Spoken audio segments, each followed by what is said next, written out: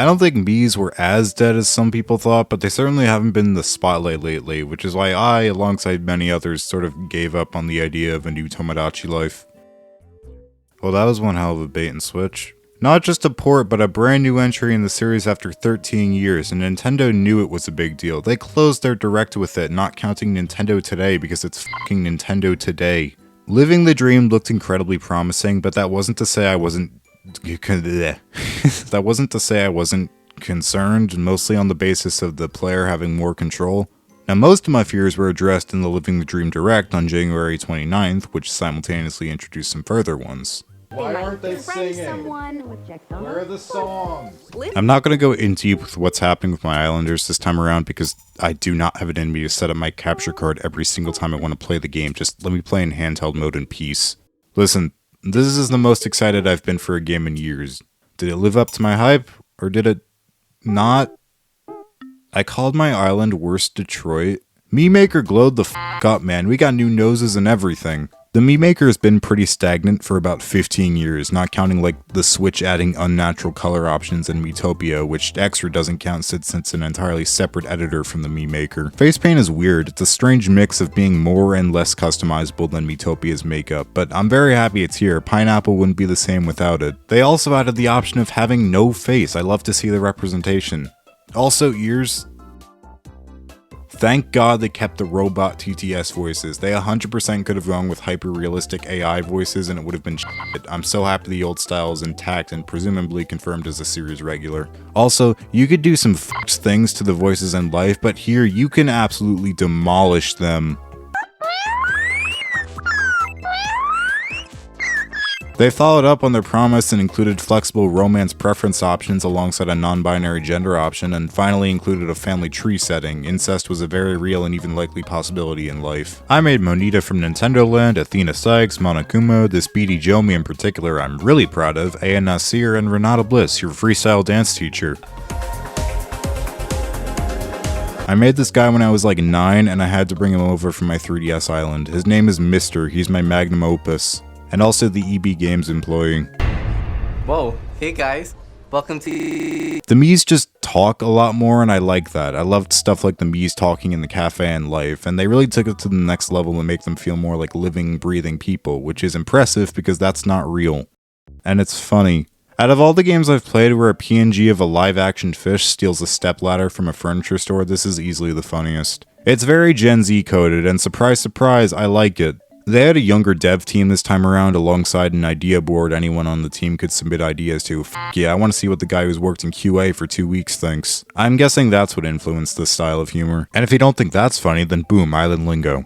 I will never tire of my Miis discussing Honda Civic, my DoorDasher iPad Pro 13-inch renewed, growing a marijuana garden, shedding my skin, vodka, Good Luck Charlie, the draft, putting people in blenders, and impractical jokers. The cutscenes certainly get repetitive after you play the game for as long as I did, I won't deny that, but even then I still see new ones every now and then. There's just a lot of fun little extra details. Stuff like how you can mess with your Mii's face like in the original, but if you do it with a Mii with glasses, they'll slip off their face. Pre-release, it wasn't a stretch to worry Tomodachi Life would suffer a similar fate to Animal Crossing New Horizons, where customizing the island was prioritized over a lot of the other things people loved about previous games, and that you would have too much control. I think New Horizons is more than a little overhated, but I definitely agree with a lot of the points people have made about it, which kinda worried me for living the dream. But that largely ended up not being the case. The customization is definitely a primary focus, but the Mii's personalities are so much more than what they used to be. The core identity is still there, the voices are still goofy and robotic. They still throw stock image PNGs of random objects when they fight. They still die when you give them their least favorite food. And really, Tomodachi Life has always been a game where you get what you put into it, so this isn't really a big change of pace. The island customization was fun, even if the selection of objects is way too limited, like there's only so many benches I can put on my island, guys. Near every object is interactable in some way, which is fun. I ended up turning my island into a city, and I think it turned out pretty alright, though obviously it doesn't compare to some of the ones I've seen online. My self-esteem's in shambles. I will say I'm not a fan of how flat the island looks. You can make some pretty cool stuff, but you can't make any changes in elevation, it's like Florida. There aren't even any rounded or diagonal corners. Your island looks like a map in the SNES Pilot Wings. The overall sense of progression is much stronger here than it was in life, and not only since you get to see your island get gradually built up. The island gets bigger, you unlock more quirks to give Miis, and it's all thanks to piss. Pretty much the only end goal in life was to get 2 Miis to have a baby, but here, there's a lot more for you to work for. The big stink over all this is that there's zero online connectivity, and you can't easily share Miis or created items. The only way to share a Mii is through local wireless, and it really feels like Nintendo fundamentally misunderstands their audience here. We don't go outside. Since you can straight up draw on Miis now, I see why they would want to be extra careful about sharing, but at the same time, Miitopia had similar customization features, but that game let you share Miis no problem through access codes. And it's not like it was impossible to make crude stuff and upload it in Miitopia's Mii Maker. And Nintendo, if someone uploads something inappropriate, you have the authority to remove it. I would know you didn't like that I wrote poop in Kirby Air Riders. I love making Miis myself, so this doesn't affect me a lot personally, but there are lots of people who are more into just adding a bunch of Miis made by other people and getting straight into the meat of the game. Not having an option for those people outside of having friends is a sizable blunder. Alternatively, they could have just made it so face paint isn't included when Miis are imported to circumvent any easy nasty stuff being shared. It could be added in an update. Nintendo has walked back on stuff like this before, but I'm not counting on it. And as you may have experienced, Nintendo manually disabled the ability to share screenshots and videos of this game directly to your phone, and you have to use a USB-C or SD card to get them onto a device. This one isn't as bad since there are plenty of ways around it, like taking a pic with your phone or using a capture card, but it's still sucky. And people are still sharing clips and images of this game so often, I have to wonder, why even bother? There is a silver lining to all this and a compromise. You may not be able to easily share clips of the game, but in exchange, nothing is censored. In life, you weren't allowed to write f*** or shit or any of your other favorite explicit expletives. Here, you can write whatever the hell you want and the Miis will speak it back to you. I'll admit I have an immature sense of humor. This was made for me. It's no replacement for online features, but you know what? This makes it a little better. It's dumb, I don't like the restrictions, but it's not a deal breaker, especially when I can hear my Miis saying heinous swears over some damn good music. The soundtrack for Living the Dream is like a pancake. It's simple, but it's pretty freaking good. Of course, I adore the orchestrated soundtracks of other modern games. If you don't, you're lying, but honestly, every once in a while, it's nice to have a game with a very quirky, digital-sounding soundtrack. It's very DS era. It reminds me more of the Tomodachi Collection soundtrack than the Life soundtrack, which I'm very much okay with since I actually prefer the former to the latter's soundtrack. If for no other reason, I'm happy Living the Dream is on Switch 1 because it means the soundtrack can be properly ripped and uploaded before Nintendo eventually adds the full OST to Nintendo Music. I'm a little surprised how much I like it considering it is incredibly repetitive. For most of the gameplay, you're either going to be listening to the day theme or night theme, and as good as that main theme may be, it gets old. There's only so much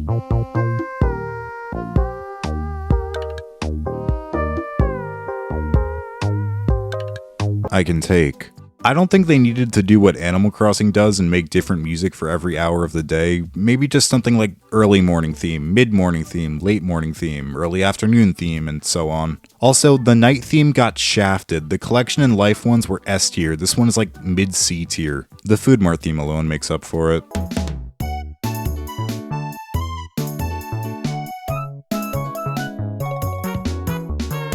And the fucking emotional rendition of the Mii Maker theme that plays during the child's growing up cutscene, my god, they lock the hell in when they need to. There is no reason for a game with this in it to be so emotional. But they tease you about the concert hall. They play instrumental versions of the concert hall songs in Tomoria. The Miis will sometimes hum songs from the concert hall. Sometimes there are little cutscenes where Miis will sing a little song. And for those cutscenes, they just scat the lyrics by going foo foo foo. And that made me think, okay, maybe these TTS voices are just incapable of singing actual words for some reason. But no, they sing properly for the birthday event. I'm on to you, Takahashi.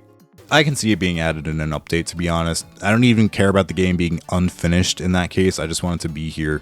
And, you know, it's odd that this game has very few enhancements on Switch 2. The only upgrade outside of any collateral improvements from playing on Switch 2, like faster load times, is that the game runs in 1080p in handheld mode with no need for handheld boost mode. Which is weird. This game feels primed for the Switch 2 Joy-Cons and their new mouse mode. The game still looks pretty good. I like the cell shading, but from a distance, Mii faces become a bit pixelated, so 1440p or 4K on Switch 2 would have been appreciated. Regarding 30 FPS, for a game like this, it's fine and perhaps fits the game's art style.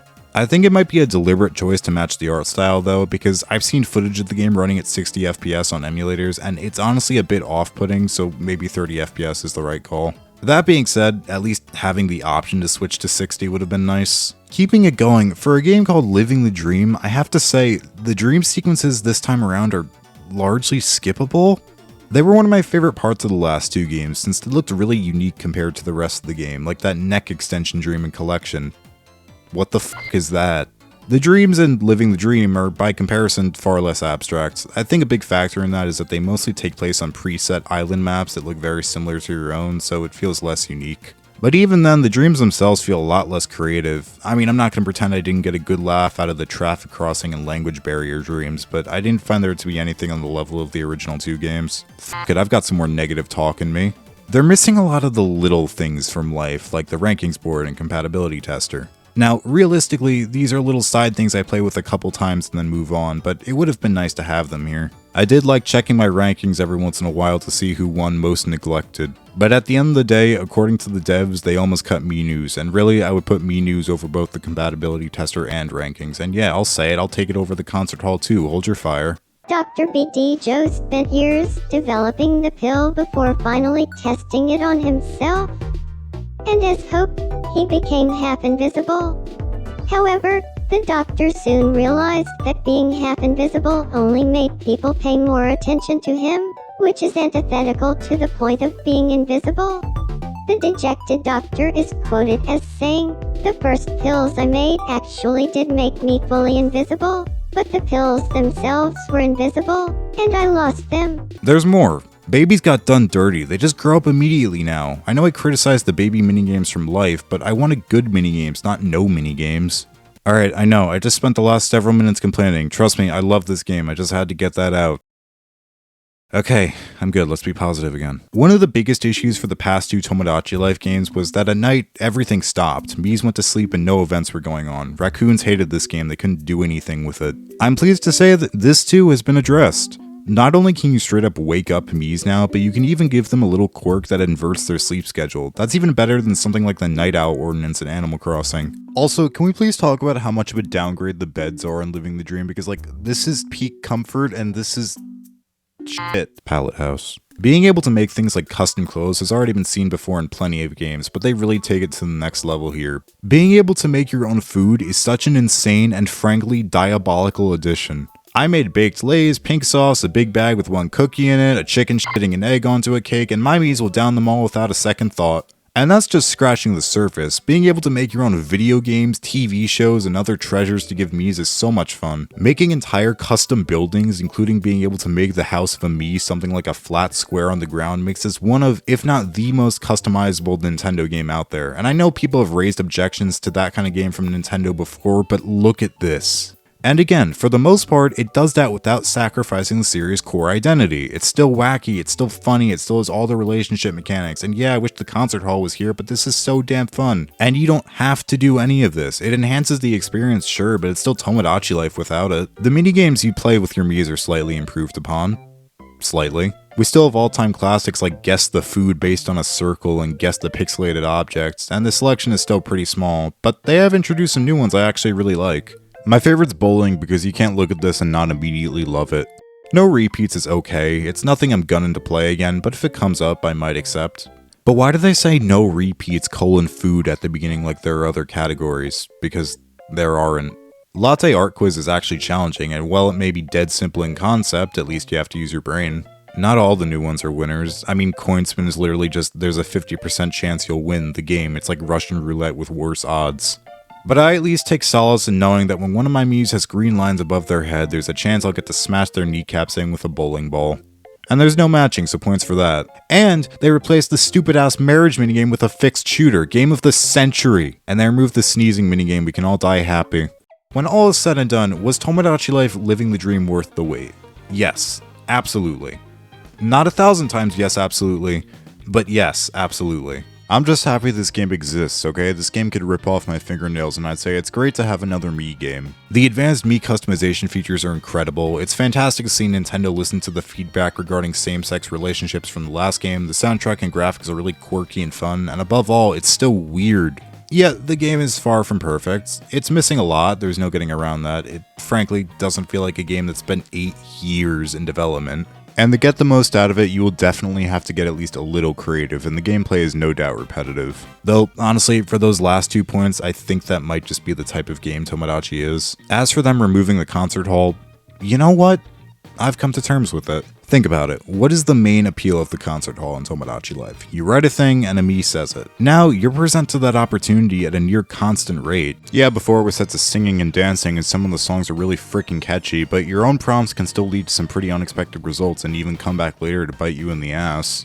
I wish it was here, but it's not all bad, and who knows, it could come in an update. Considering this game sold 4 million copies in 2 weeks, I doubt we'll have to wait another 13 years to see another Tomodachi Life game. Maybe 9. I'd score Living the Dream an 8 out of 10, though at the same time this will most likely end up being my game of the year based on how much fun I had with it and how excited I was for it. Sorry, I don't make the rules Nintendo does by making a good game, and if you disagree, I'm adding you and putting you on my torture island.